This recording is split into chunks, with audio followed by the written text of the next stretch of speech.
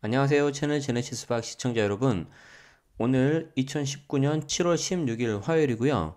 자, 오늘자 데일리 뉴스 브리핑은 여느 때와 좀 다르게 제가 좀 늦게 이렇게 올려드리고 있습니다. 항상 오전 8시에 올려드려서 출근하실 때 보시라고 이렇게 준비를 하는데요. 좀 늦어진 점 양해 부탁드리고요. 오늘은 제가 한 달에 한 번씩 가는 조창 강연회가 있어요.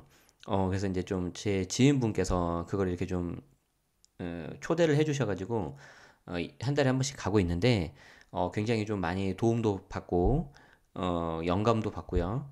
리프레시도 되고 이제 또 옛 동료도 만나서 참 그 좋고요.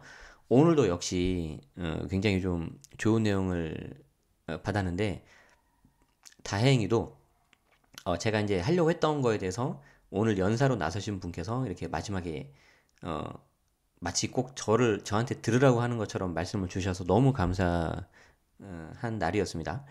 음, 뭐 오늘은 뉴스 브리핑 하는 날이니까 여기에 대해서 제가 말씀은 다 못 드리는데 결국엔 뭐였냐면 자신만의 스토리를 가지고 브랜드를 만들라는 거였어요.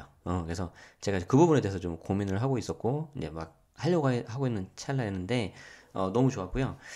기회가 되면 다음에 한번 또 말씀드리도록 하죠. 자, 오늘도 뉴스 키워드로 볼 텐데, 자, 양도세 중과를 봤더니 다주택자 세금 폭탄으로 전원주택 시장 꽁꽁 얼었다는데 이거는 다주택자 세금 폭탄이 아니더라도 전원주택 시장은 뭐 별로 안 좋죠. 그죠? 그것보다 우리는 서울 아파트 값이 2주 연속 상승했다. 이 기사를 좀 보도록 하겠습니다. 자, 분양가 상한제 도입 선언에도 서울 아파트 값이 2주 연속 상승을 했다. 강남, 서초, 송파, 강남 3구 동반 상승세에 따라서 추가 규제 가능성이 제기되는데 아직 시기상조라는 지적도 있다고 해요. 자, 이 부분은 좀 약간 더 키워서 볼까요? 제가 여러분들 좀 더 잘 보일 수 있도록 이렇게 키워서 하는 걸 좀 제가 배웠어요. 자, 지난 14일 한국감정원의 주거아파트 가격 동향에 따르면 7월 2주 서울 아파트 매매 가격은 0.02% 올라서 2주째 상승세를 이어갔다. 강남, 서초, 송파 다 0.05, 0.03, 송파구 0.03 이렇게 갔는데 강동구도 하락해서 보합 전환했다고 하는데 여기 이제 데이터는 한국감정원 데이터고요. 저는 지난주 금요일 날 KB 시세를 봤어요. KB 시세 혹시 보신 분 계세요? KB 시세 보시면은 탑 10이 나오는데 송파가 0.29 나왔어요. 0.29. 제 기억에. 그래서 이제 0.3이 거의 됐다. 그리고 그 밑에 뭐 광진, 뭐 강동, 뭐 이런 식으로 많이 나왔었어요. 그래서 그 온기가 좀 이미 강남뿐만 아니라 좀 퍼지는 게 아닌가라는 생각이 들 정도로 했는데, 그래서 이제 정부도 이 같은 상황에 대해서 민감한 반응을 보이고 있다고 하고 있고, 저는 KB 지수를 지난주에 보자마자, 와, 이거 이번 주가 이제 정말 중요하겠다. 왜냐하면 이번 주에 이제 나오는 수치가 이게 진짜 뭔가 이렇게 좀 전환이 될 수 있는 걸로 가느냐 아니면 또다시 정부에서 브레이크를 걸어서 이렇게 좀 누르느냐 그래서 굉장히 좀 어, 관심 갖고 지금 지켜보고 있는데 여러분들도 이번 주 금요일 날 그게 나오니까 한번 꼭 보시면 좋겠습니다. 자, 롭도 아파트를 막기 위한 전매기 제한 기간 연장도 제시가 됐고 분양가 상한제를 시행할 경우 부작용도 있다 해서 이제 좀 해야 되는데 여러분들이 이제 특히 지금 오늘 날짜가 7월 달인데요. 7월 16일인데요. 보통 매년 1년에 한 차례씩 세법 개정안을 발표를 합니다. 여기 보시면 이달 내에 7월 달에 세법 개정안이 발표 예정이다. 그래서 여기에 대해서 또 이제 보유세 강화, 주택임대소득 과세 강화, 양도세 중과 강화, 주택세에 따른 차등세율 적용 등이 이루어질 수 있다라고 나오는데 일단 좀 한숨 쉬어서 좀 죄송하고요. 한번 좀 지켜봐야 될 것 같아요. 주택임대소득에 대해서는 여러분들 아시는 것처럼 수익금액 2천만 원 이하인 경우에는 비과세였는데 이제부터 올해 이게 폐지가 되고 분리과세로 들어가죠. 하지만 이에 대해서 아직 시기상조라는 의견도 있다는 거예요. 분양가 상한제도 지금 세부적인 것들이 나오지 않았는데 벌써 이게 후속 대책이 나오느냐? 저도 이 부분에 대해서 좀 약간 무게를 싣고 있습니다. 왜냐하면 소위 말해서 약발이 좀 아직 안 먹혔는데 쓸 수 있는 카드를 한꺼번에 다 쏟아내버리면은 정부도 좀 힘들지 않겠어요, 그죠? 그래서 한번 이렇게 뭐 다른 분들 의견은 9월 정도까지 좀 봐야 되지 않겠냐. 그리고 추가 규제로는 뭐 이제 양도세 다주택자 단일세율 중과 1세대 1주택자 규제지역 비과세 기간 강화 모든 가능성이 있는데 어떤 것이 선택될지는 지켜볼 필요가 있다라고 이제 하명진 직방 빅데이터 랩장님께서도 이제 말씀하셨는데 이제 여러분들 아시는 것처럼 제가 이제 직방에서 칼럼도 쓰고 직방 유튜브 TV 절세의신에서 이렇게 유튜브도 올리고 있기 때문에 만약에 세법 개정안이 나오고 추가 규제가 나오면 세제 부분에 있어서는 최대한 빨리 협의해서 어, 직방 TV 절세의신이나 직방 칼럼으로 찾아뵙도록 하겠습니다. 자, 그래서 중요한 건 뭐냐면 이번 주자 KB 시세 그리고 상승세 계속 이어갈지 한번 보셔야 되고요. 제 주변에 계신 분들 중에는 이미 이제 돌아섰다 시장이 그렇게 보신 분도 계세요. 그래서 저도 방송에서는 말씀 못 드리지만 조금 약간 전략을 다르게 가져가기로 지금 마음을 좀 굳힌 게 있습니다. 네. 일단 뭐 이 정도만 말씀드리고요. 자, 그다음 또 보죠. 자, 4차 산업은 오늘은 뭐 특별한 게 없어서 패스하고 역세권 소형도 패스. 자, 양도소득세 이 부분에 있어서 1주택자 양도세 비과세 폐지 없다. 자, 이 내용 좀 볼 거고요. 분양가 상한제 적용 시기 방법에 대해서는 현재로서는 말씀드리기 어렵다. 자, 점점 커지는 세금 부담, 집 팔까 버틸까? 요거는 제가 다음에 한번 보도록 하죠. 이것도 이 기사도 괜찮을 것 같은데. 대구시 수성구 불법 전매 다운계약 무더기 고발. 제가 2017년인가? 2018년 아무튼 그 좀 과거로 기억을 하는데 대구시 수성구에서 어, 좀 비공개 밴드에서 강의를 한 적이 있는데 그쪽 지역이 다 좀 다운 계약서 걸려가지고 좀 문제가 된 경우가 있었어요. 그러니까 강의할 때 제가 절대 이런 거 하지 말라고 했거든요. 근데 한 2주 정도 지나고 나서 다 좀 세무조사 받은 걸로 기억을 하는데 또 이런 기사가 나오네. 이게 좀 조심하시는 게 좋고요. 이게 조심하라기보다는 불법은 안 저질러야 되죠. 그래서 하지 마시고요. 뭐 옆에서 다 해라고 해서 좀 부추기더라도 좀 말리고 싶습니다. 그래서 그거 좀 말씀드리고 싶고 말 나온 김에 말씀드리면 대구 수성구는 조정 대상 지역이 아니잖아요. 그쵸? 그렇기 때문에 양도세 중과는 안 들어간단 말이에요. 좀 특이해요. 투기과열 지구라서 뭐 청약 제한, 대출 뭐 규제 이런 건 있는데 양도세 중간 안 들어가요. 그래서 이제 좀 지난주 KB 시세를 보니까 여기도 좀 많이 오르고 있던데 좀 그래도 조심하실 필요가 있다. 자, 봅시다. 그래서 이 뉴스를 좀 볼 거예요. 이 뉴스를 1주택자 양도세 비과세 폐지 없다. 자, 한국경제고요. 한번 어떤 내용인지 보도록 합시다. 자, 이건데요. 자, 김현미 국토교통부 장관이 1주택자 양도소득세 비과세 폐지 검토 여부에 대해서 들어본 적이 없다고 말했다. 저는 장관님을 믿습니다. 실수요자와 서민에게 도움이 되는 방향으로 정책을 검토할 것. 가장 핵심적인 말이 나왔죠. 실수요자에게 도움이 되는 방향으로 정책을 검토한다면 1주택자 양도세 비과세 폐지를 하시면 안 되죠. 저는 장관님을 믿고요. 들어본 적이 없다고 말씀하셨고 기획재정 왜 이런 말이 나왔냐면 기획재정부에서 지난달 6월 5일 날 국민권익위원회 국민생각함 홈페이지에서 1가구 1주택자에 대한 양도세 비과세 혜택을 유지해야 할까라는 걸로 설문조사를 했어요. 그러자 부동산 시장에서 정부가 1주택자 양도세 비과세 폐지를 검토하는 거 아니냐라는 의혹이 일었다는 거죠.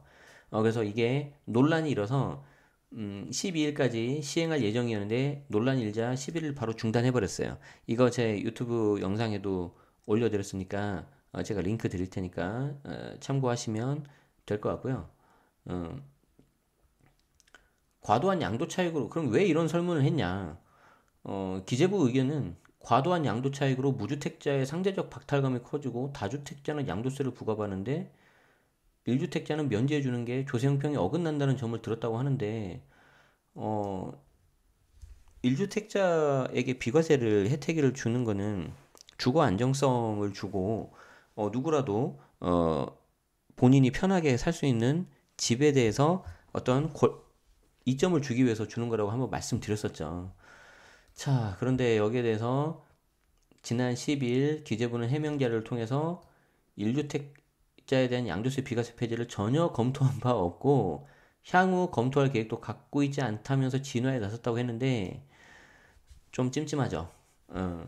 자, 그래서 이런 내용이 있다. 그래서 어, 일단은 뭐 특별한 게 없는데 이런 기사가 계속해서 나오고 있다는 것 자체가 이제 중요한 거예요. 그래서 좀 보시면 좋겠고 특히 1주택자들도 본의 아니게 올해 몇 가지 제한사항이 들어가 버렸잖아요. 그게 뭐예요? 첫 번째, 공시가격 상승으로 재산세 많이 올랐어요. 이번에 재산세 고지서 받아보고 아실 거예요.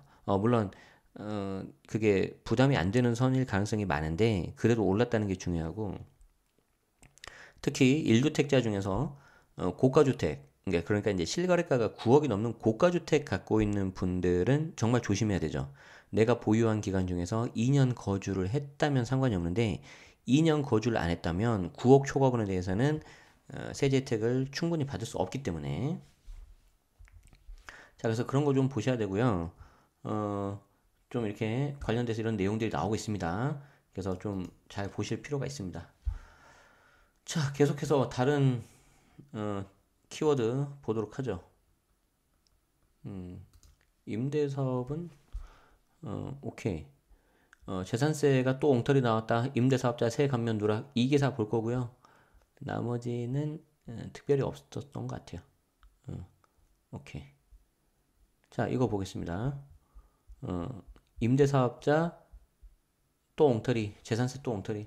이거 제가 어제 드렸던 그 기사와 거의 동일한 건데요. 한 번 더 말씀드리려고 합니다. 그래서 한 번 더 좀 말씀드릴게요. 자, 담당자 수기 입력. 이게 저도 충격적인 거 아닙니까? 이게 손으로 입력을 하는 거예요. 어, 그래서 손으로 하다 보니까 당연히 실수가 있겠죠. 그래서 예를 들어 볼게요. 임대사업자 신모 씨라는 분이 있는데 위텍스에서 고지서를 확인하고 황당했다는 거죠. 왜냐하면 전용 39, 그러니까 42야짜리인데 약 42만 원의 재산세가 고지됐다는 거예요. 총 5개를 등록을 했는데 이 경우에 두 채 이상이면서 전용 42야. 그리고 여기 보면 장기 임대사업자. 그러니까 이제 여러분들이 알고 있는 중공공. 장기 일반 민간 임대주택으로 이름이 바뀌었어요. 거기에 대해서는 전액 감면을 받을 수 있는데 감면이 적용이 안 돼 있었던 거죠. 그래서 이제 구청에 항의를 한 거죠. 그렇기 때문에 그러고 나서 이제 제대로 된 고지서를 받을 수 있었다. 왜 이런 일이 벌어질까요? 뭐 물론 당연히 공무원분들이 일부러 그러실 일은 전혀 없죠. 이제 사람이 하다 보니까 이제 실수를 한 건데 문제는 이게 아직 시스템화가 되어 있지 않다는 거예요. 지금 보시면 임대주택 등록 사업자 수를 보면 여기 단위 만 명인데 2012년에는 5만 명에서요. 지금 2018년 40만 7천 명. 지금 제가 알기로는 최근 데이터를 보면 43만 명, 44만 명 그래요. 음, 그래서 전국에 한 130만 채가 지금 등록돼 있단 말이에요. 굉장히 많은 수치죠. 그렇기 때문에 이걸 지금 수기로 하고 있대요. 저도 정말 충격적인데, 어, 매일 적게는 수십 건에서 많게는 수백 건의 오류 발견 민원과 정정 요청이 발생하고 있다. 이런 경우는 처음이다. 자, 감세 혜택이 자동화 시스템이 아닌 담당 공무원의 수기 업력에 의존하기 때문에 그렇다는 거죠. 그러니까 이제 아직 주택임대 사업자가 제대로 된 어, 시스템을 못 갖추고 있어서 그래요. 안타깝지만. 그래서 이게 좀 당연히 제도가 정비가 될 텐데 그때까지는 좀 시간이 걸린다는 거죠. 그래서 이거를 좀 우리가 당분간은 불편하더라도 좀 챙길 필요가 있어요. 여기 보시면 또 나오죠. 자, 아내는 두 채 소유 임대 사업 등록자이기 때문에 고지서가 감면돼서 와야 되는데 하나도 안 돼서 나왔다. 그러니까 두 채 이상 등록한 분에 대해서만 감면 혜택이 됩니다. 하나만 등록했다면 감면이 안 돼요. 자, 고종환 한국자산관리연구원장은 임대사업자 재산세 감면 기준이 주택수 면적별로 모두 다르고 복잡해서 잘못 부과돼도 모르고 지나가는 경우가 많다. 그래서 올해 공시가격이 올라서 세금도 올랐는데 세금 감면까지 알아서 챙기라는 거냐. 자, 동의합니다. 그래서 안타깝지만 우리는 어떻게 해야 되냐면요. 제가 말씀드렸죠. 여기 고지서 위에 보면 담당자 연락처가 다 있어요. 지금 고양시는 있고, 그래도 서울하고 성남이 제일 괜찮네. 여기 보면 담당자 성함하고 연락처도 다 있고, 지금 제 물건이 어디 있는지 다 좀 노출하고 있네요, 지금. 근데 부천하고 일산은, 그냥 뭐 콜센터만 있네. 아무튼, 이렇게 나온단 말이에요. 그래서 좀 귀찮으시더라도 일일이 다 전화해 보셔야 돼요. 그래서 가면 됐습니까? 안 됐습니까? 라고 끝내지 마시고, 가면 됐다고 하면, 그러면 작년 금액에서 올해 얼마가 감면됐나요? 제가 받는 감면율이 어떻게 되나요? 라고 좀 물어보셔야 돼요. 그런데 이제 이거를 확인을 안 하시거나, 특히 자동이체 거시는 분이 있죠. 이미 다 납세한 사람들. 음, 다시 하셔야 돼요. 좀 귀찮더라도. 그래서 당분간은 좀 어쩔 수 없다. 시스템을 갖추기 전까지는. 그래서 이거 제가 다시 한번 말씀드리기 위해서 했고, 필요하다면, 제 채널은 그렇게 아직, 구독자가 아직 많이는 없어요. 곧 있으면 이제 한 2,000명 될 것 같은데, 구독해 주신 2,000명 분들 너무 감사드립니다. 그런데 이제, 필요하다 싶으면은, 직방 측하고 좀 이야기를 해가지고, 직방에서 한번 이렇게 좀, 주택임대사업자 편 하면서, 좀 말씀을 드리든지 해야 될 것 같아요. 예, 예. 자, 오늘 그러면은 데일리 뉴스는 여기까지고요. 자, 7월 16일 화요일이고 지금 제가 밖에를 보니까 날씨가 좀 약간 흐리네요. 비 소식이 있는지 모르겠어요. 그래서 날씨는 좀 약간 흐리지만 여러분들 마음은 늘 밝고 행복하면 좋겠습니다. 자, 여기까지입니다. 오늘 하루도 행복하시기 바랍니다.